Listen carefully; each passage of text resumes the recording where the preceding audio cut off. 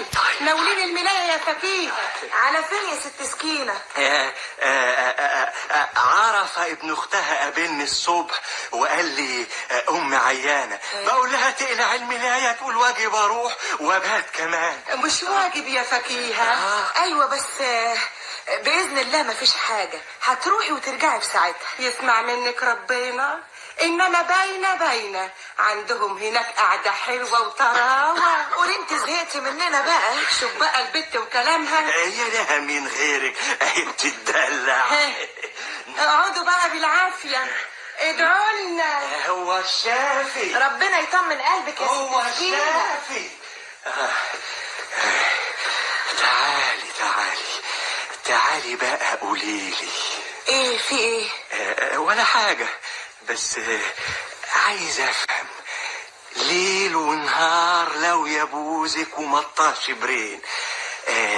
انا جرى مني حاجة؟ ابدا لا سمح الله. امال ايه بس؟ ايه بس اللي حصل؟ ما هي دي مش عوايدك. كنت برضو فرحانة كده وراضية. انما هو بقى انت من يوم ما رحتي فرح ممتازة رجعتي والعياذ بالله. مش تفهميني بقى جرى ايه؟ ولا حاجة.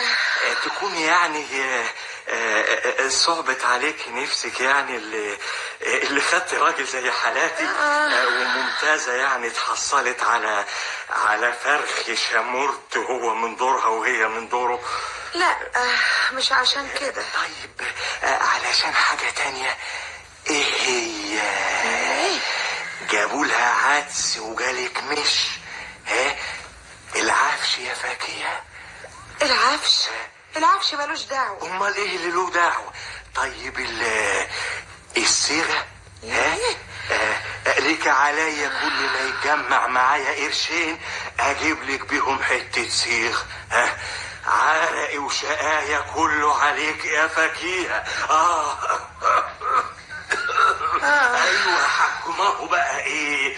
انا راجل قنوع عايش مع سكينة زي ما انت شايفة.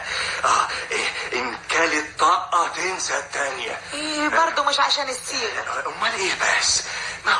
ما هو بقى لازم ترسيه. مفيش حاجة.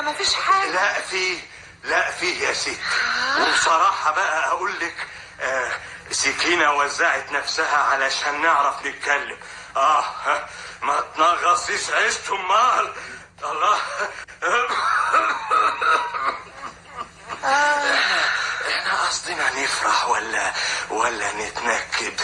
قولي لي بقى. لازم بس هقول ايه يا اخواتي؟ هقول ايه؟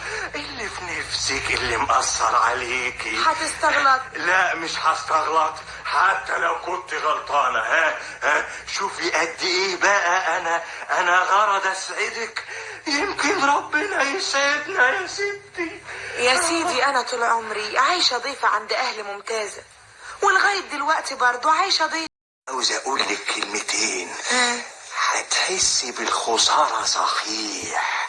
ازاي بقى؟ لما تبص تلاقي نفسك قايمة من نجمة تحضر الفطور. ايه يعني؟ لما اشتغل نفسي تنفتح وافطر كويس. شيء يسرنا. اسمعي كمان. لما الشمس هتطلع تتلف بالملاية وتخرجي تجيب الخضار. وماله؟ انا ايه بايدي واشتري اللي على كيف. رضا.